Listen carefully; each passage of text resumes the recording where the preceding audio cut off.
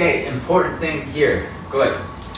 All the same rep in my eyes, okay? So from the first recall, good boy. He came in, he touched base, and then he left. That's just another recall, but for me, it's the same rep, right? Because my idea is when he comes here, I'm not gonna release him, I'm just gonna praise him. Hey, good job. But what happens is the dog just walks away, and then it's another opportunity for recall. Why is this important? From the first rep, the dog is linking in his brain the recall to stay. So we're gonna get a stay from teaching the recall. Come here. Because, and here's the thing, the anxiety goes away too. Good boy, because they're allowed to. There's no leash telling them they can't go. They can try all their options, but the e-collar gets to kick in to give an aversive if necessary, right? And they learn how to turn it off by coming to this position. That's why he knows the position so quickly, because they feel the tingle, and then when they're on in the right position, it goes away. And then when they decide to leave that position, there's a tingle, and then they come back and it goes away. And then what happens is I just go up a little further so that if they decide to not listen, we can go up to make that tingle a little aversive. So they're like, oh, that is tingly, and now it's not comfortable. How do I turn it off? That's right, I come over here. So they learn, okay? Good. That allows us to give the punishment if necessary, which sounds big and bad until you see the context of nature giving the punishment, meaning he's not recalling and he's getting hit by a car or something, okay? So it creates a compliant dog in a great state of mind. Another recall. Come here. Boom. And the recall is only happening when his mind says, I want to be independent. Independence will come when I release him. Come here. Good.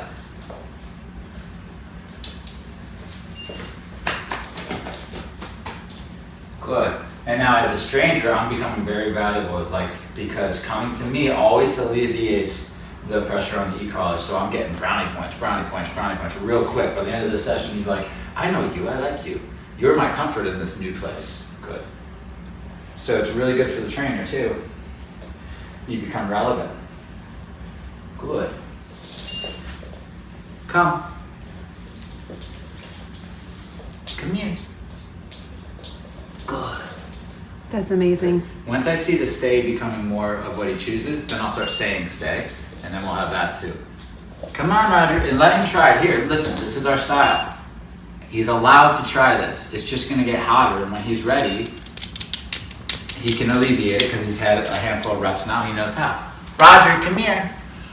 The pressure's been on the whole time, even while I'm talking, it's on, right? I'm just keeping it at a level, reading the dog. Okay, it went down there, good. I'm just reading the dog and going up and down as I see fit. Good. Good, look, good. Stay. Good, now I say it then on purpose, not the first time, because now he plans on staying. All right, this is how we get ahead really quick. And with a stable brain, okay? We can't just force them to be there. They're gonna be frustrated, and that's gonna get trapped into our commands. Good. So I knew this was coming, right? Good. Right, how am I'm creating a recall and a stay at the same time. And that is the foundation, by the way. See, every time he chooses to be unfaithful and leave, I just pivot my body and do a recall. So it's up to him whether or not we get another rep in. Good, stay. Good. Good. And now it gives me a chance to show my signals too, right? Good.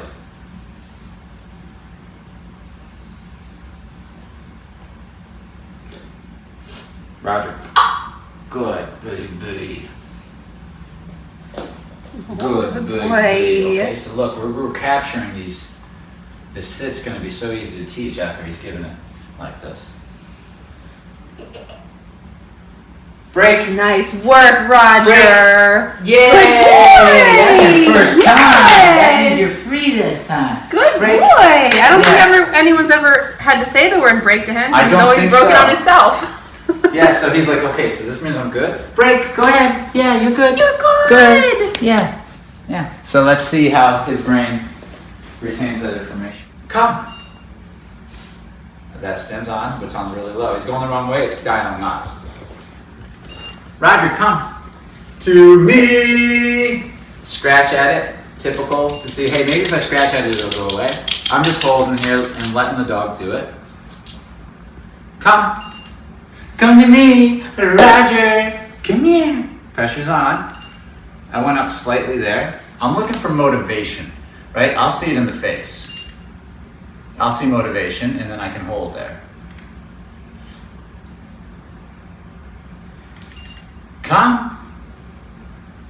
Good. And this is another thing about this style of training is look how long it's taken me to get the dog. It looks like I don't know what I'm doing, right? So a lot of trainers, when they're new, they're like, I can't do this style because I lost control. It's like, no, you didn't. Watch. The dog gets to try everything. What if I just ignore? Conversation's still happening. Come. So you got a little hot and then boom. Okay, it's no coincidence that that one got a little uncomfortable, so now I'll comply. That'll go away. That's called the dog testing the boundaries. Good boy. Good boy. Good job, Roger. He needs to test it. Do it. He needs to get it all out of his system. I encourage it, especially right now. Do it all. Good, but when coming over here, there's no pressure and there's just praise and being proud. Okay? Really good responses to the collar. Really great responses. Smart dog, not the first time somebody's told him what to do and he's won by ignoring. I'm seeing him just go, well, if I just like act like I don't hear them, they'll eventually stop. Or they'll go get something to make it worth my time. Right, like a treat or something to trade. But trading like that isn't reliable in the real world because the real world often has better rewards than you can offer. You know, like the cat and the squirrel, it's like that's really hard to compete with. So that's a training style that we don't tend not to do because it doesn't work. If it worked, I'd be all over that because it's fun. Yeah. Good boy, Roger. Good boy, and stay. Why? Because he's already thinking about staying. He's already planning on staying. God, he's so cute. Tremendously cute. Tremendously, I which told his affects how you owners, treat them. I want one for Jesse. Oh, they're so cute. We'll get to know his temperament within the session pretty good, but definitely within the course of the first week. But I'll bring out the other dogs, see how he responds and all that. Oh, shit. Roger. Break. Yay, Roger! I love that eye contact. Wow, Roger. Good job, baby. Oh my goodness. Good boy. He looks like he's like really, really young, but he's older than he looks, right? How old is he? 9 months. He's 9 months. It's Okay. such a great age to go to training. Just so everybody knows, he's 9 months. Good. He does look like he's like 2 months, but he's meant to be small. Roger. Well, they say 20 pounds full grown, so. He already is full grown. Yeah, He might so- fill out a little bit. Yeah, he'll fit that. But he's meant to be a small guy. But it doesn't mean that his mind can't be like a big dog, you know. So I remember Cesar Millan used to say this thing that stuck with me. He said you should treat each dog, you should treat a 3-pound dog and a 300-pound dog the same, because they both have dog brains.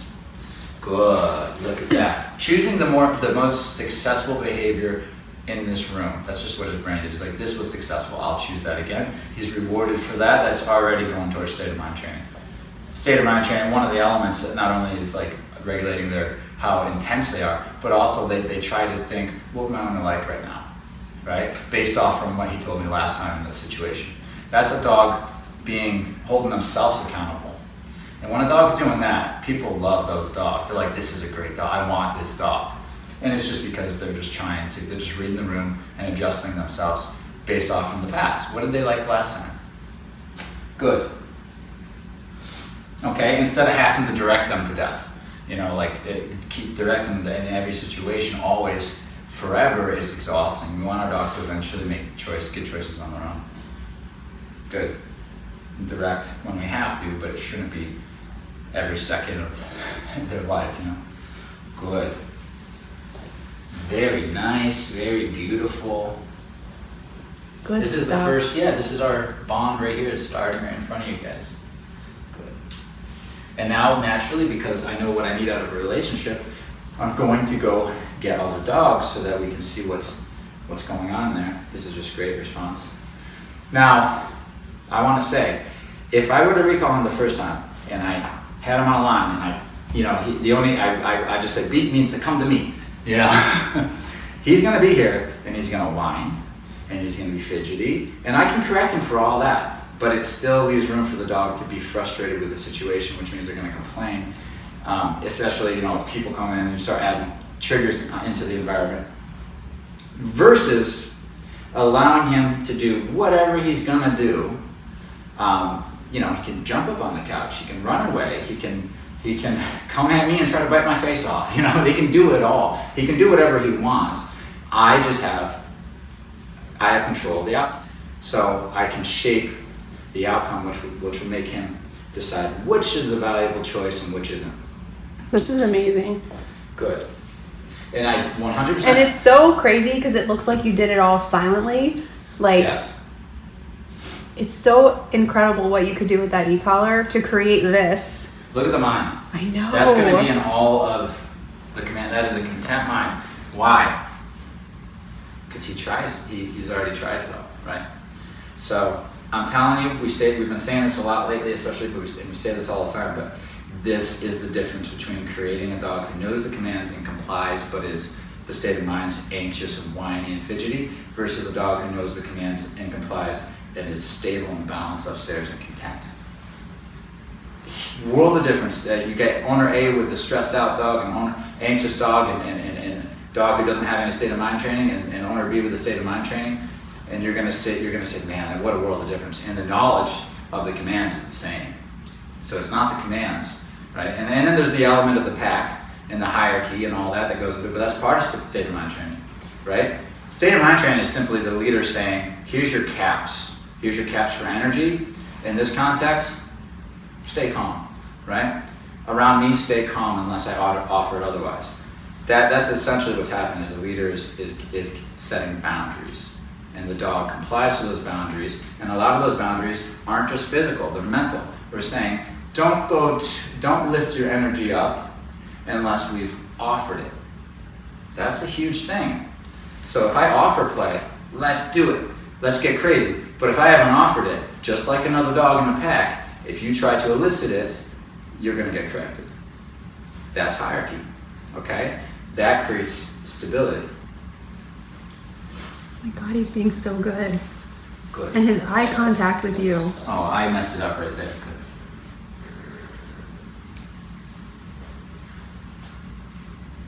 Good. Break. Yay! Yes. He's a good The dog. state of mind is incredible. Okay, 2 female.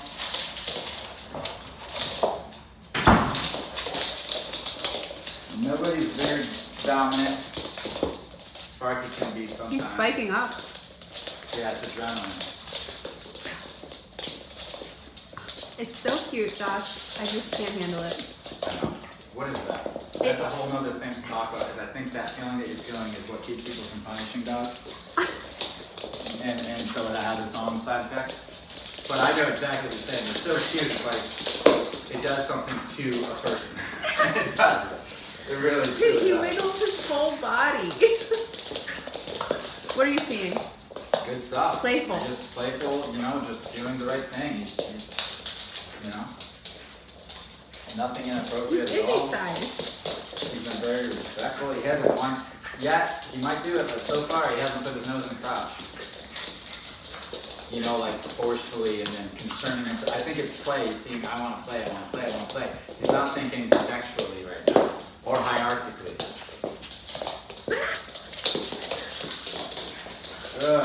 That could change, you know, and if we see him at 1.5 years, 2 years, we might see more him wanting to talk about the hierarchy of the building. Right now, he just says, you guys want to play? Oh, look, he's play bowing.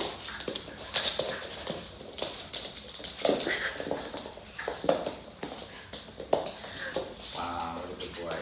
Now, when I bring Riggins out, there is an opportunity for a different conversation to be had because Riggins is going to be concerned about hierarchy. All he's going to care about, he's not going to care to play with this dog. He just wants to talk about hierarchy, and I want to see how he responds to that.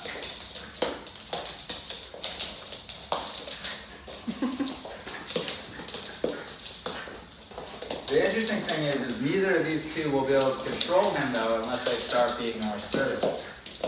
Which would happen if they lived together 24/7 and humans weren't really part of divvying up resources. They would find their own hierarchy within the tree by setting boundaries.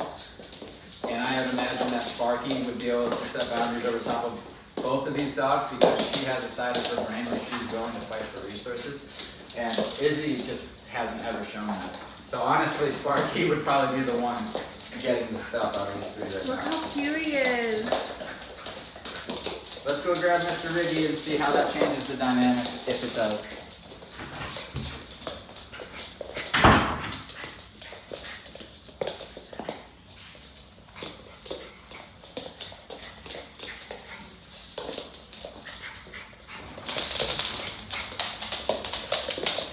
Okay, Riggy's going straight for the crop.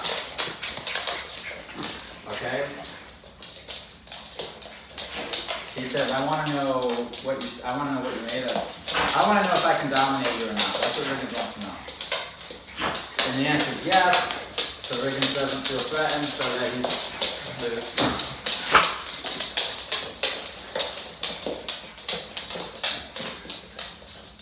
Now, what would Riggins want to do if I wasn't here? Hump. Because if he can hump him and he lets him, then they've just agreed that Riggins has access to all the resources and that he's above him.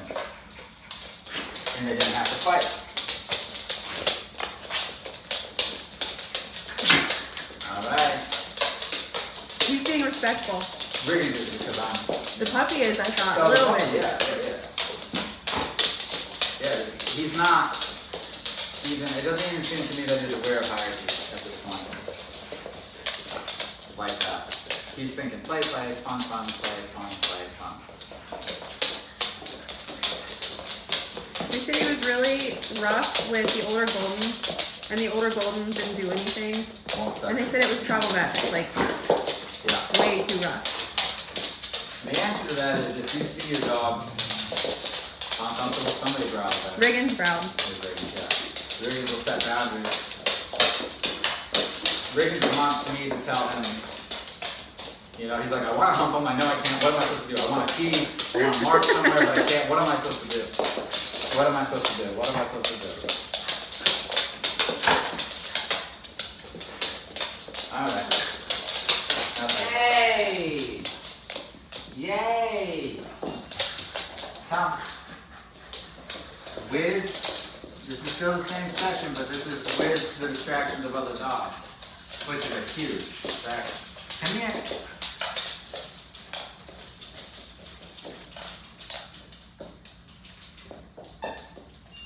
Come. Yeah, how are you today? You stay. Good. You see how we're starting to take that into the brain? Good. Good. Very good. Roger. Come.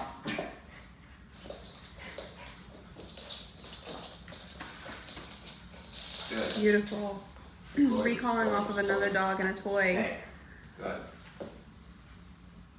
Good. Good. The down is him committing to the stay after having a thought about doing what we already said we didn't want. That's Such a good good boy. response. Oh my gosh. Good. Okay. Good. Stay. Can I detach without him moving? It's hard. Break. Yes! Okay. Good. Good dog. Very nice. What a fill your That's cup dog.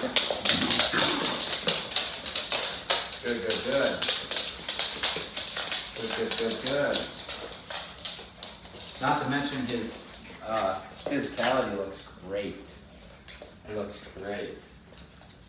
We're gonna definitely do some work with the name, but to make sure that eye contact is right to me. But listen, if Squeak's got something to look at me, so if I say his name is Squeak, soon it'll just be the name. Very good. Very good.